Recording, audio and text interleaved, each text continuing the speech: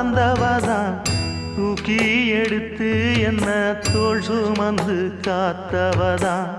தூளி படுக்கையிட்டு தூங்க பாட்டு படிச்சவதான்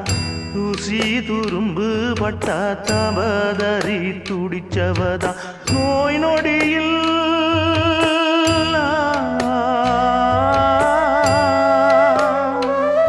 நான் நோய் நொடியில் விழுந்தா அவ பாய் படுக்க இழந்தா தன் வாய் வைத்த மறந்து என்ன கோயில் கோலம் சுமந்தா